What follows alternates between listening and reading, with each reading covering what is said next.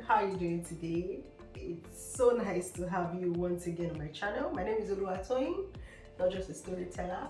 First of all, I'd like to thank everyone who subscribed, who showed me so much love when I put out my first video about me being 30 and being in the UK. Thank you so much.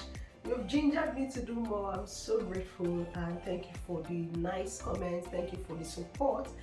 If you're new here, first thing you need to do is subscribe. Just press that subscribe button here.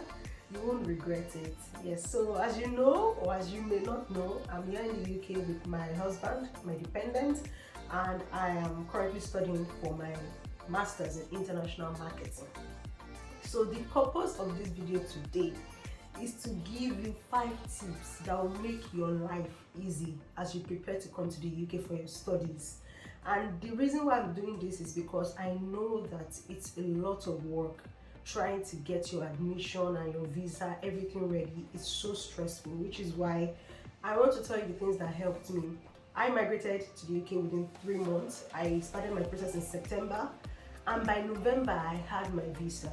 Yes, just September, October, November. End of November I had my visa, and I moved to the UK in January. So it gave me enough time to prepare, it gave me enough time to really process my move to the UK. I didn't have to rush. And those are the tips I want to share with you today, just to help you as you prepare to Japan. We both know, we know that you are doing this move. So please, you don't have to tell anybody, but just watch this video. And now let's get right into it. So the first thing you need to do, the first thing is make a quick decision on the school you want to attend. I see a lot of people saying, oh, apply to 10 schools, apply to 15 schools. By all means, go ahead, apply to those schools. I do not have any problem with you applying to a lot of schools, but the danger in doing that is that different schools have different timelines. Some get back to you in 2 weeks, some get back to you in 1 week, some get back to you in 1 month. Now, if you are waiting for all the schools to get back to you before you now decide on which one you want to go, there might be a delay. It might cost you delay because different schools have different requirements that they need before you can come to their school. So make a quick decision. Be sure why you want to go to some schools. Be sure, for you it could be the cost of the tuition, for you it could be the cost of living in that area, for you it could be the course and the method and the things you need for that course. It's different things for different people. But before you start applying, please, can you have at least top 2 schools in your mind, so that once those top 2 schools get back to you, just go for it. For me, for example, I decided to come to Scotland, to Gordon University, for 2 reasons. First of all, I have a friend who schools here and she had glowing remarks about the school. Secondly, when I did my research, I saw that Scotland was a quiet part of UK, much more affordable than other parts of UK. And coming from Lagos, I've had that stressful life for so long. I just needed that peace. So that was the decision maker for me. That was the vital thing I needed. So once RG got back to me, I went for it. So please make a quick decision on the schools you want to attend.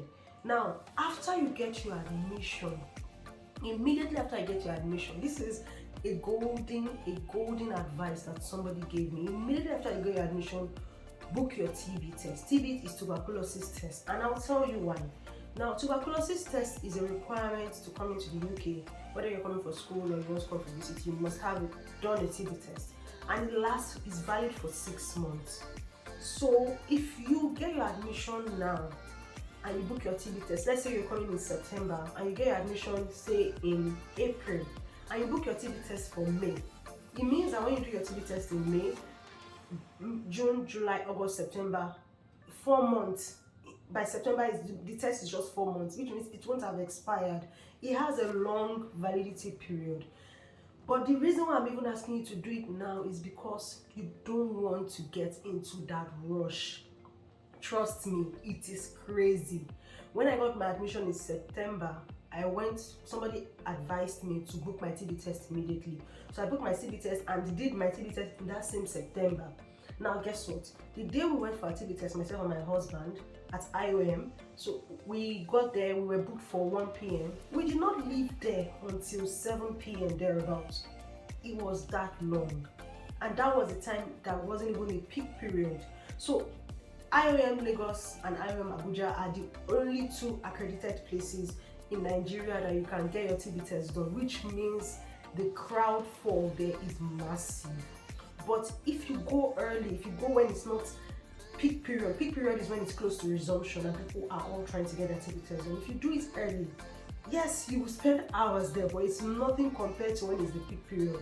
After I did my TB test at about November, December, I heard that people were sleeping there. Some people were going, my friend went there and he didn't leave until 10 p.m.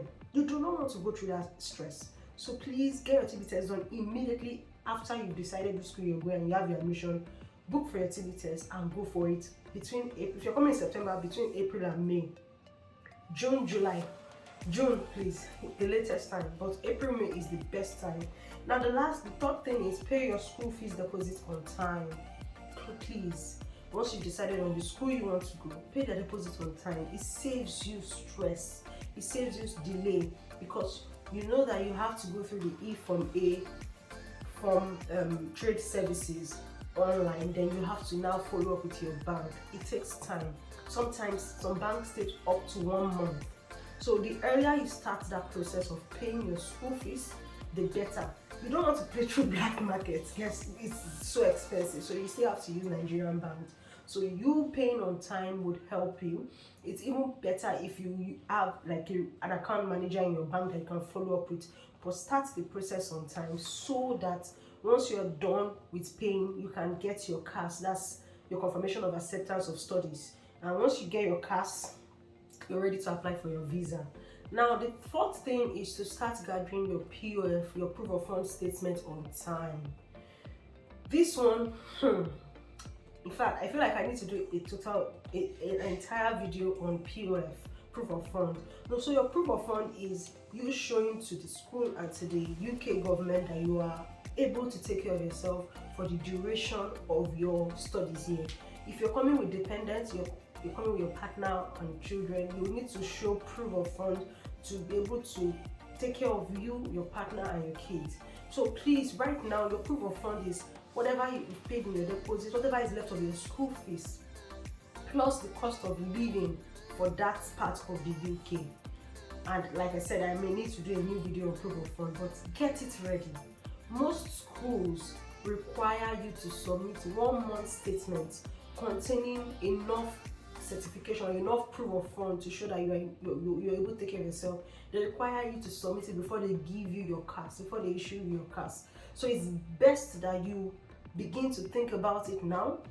Again, using September as a timeline. If you're planning to resume in September, you should get your proof of fund account between May and June. So that once the school requests for it, don't wait until the school requests for it. Once the school requests for it, you already have your account statement for at least 1 month. They will ask for account statement for at least 28 days. So you need to have that ready. Start gathering it now. Start thinking about it now if you are thinking of coming to school in September. Finally, apply for your visa immediately you receive your CAS. And this is in assumption that you have followed the previous things I've said. So if you have done your TB test early, if you have paid your school deposits early, if you had gathered your proof of fund early, you get your CAS early, and that means you can apply for a visa early. Like I said, for mine, I got my admission in September. I did my TB test in September. I started gathering my proof of fund in September. I applied for my CAS in October. I got CAS in October. Then I applied for a visa beginning of November, and I got my visa end of November.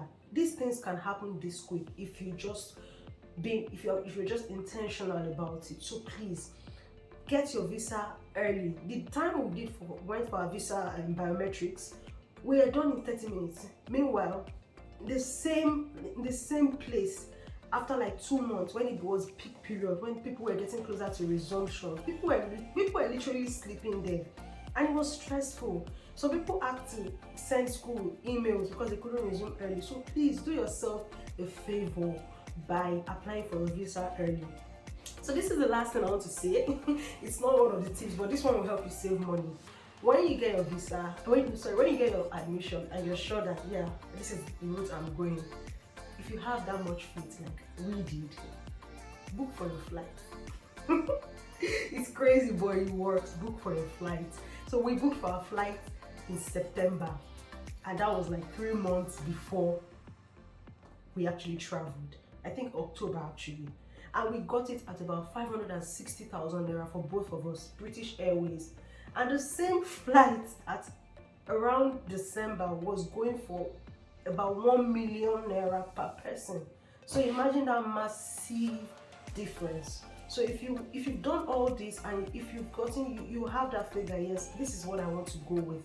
The moment you get your visa and you've done your TB test and you start gathering your proof of funds, just book for your flight. It's way cheaper, and you'll be so at peace with it. So here are my tips.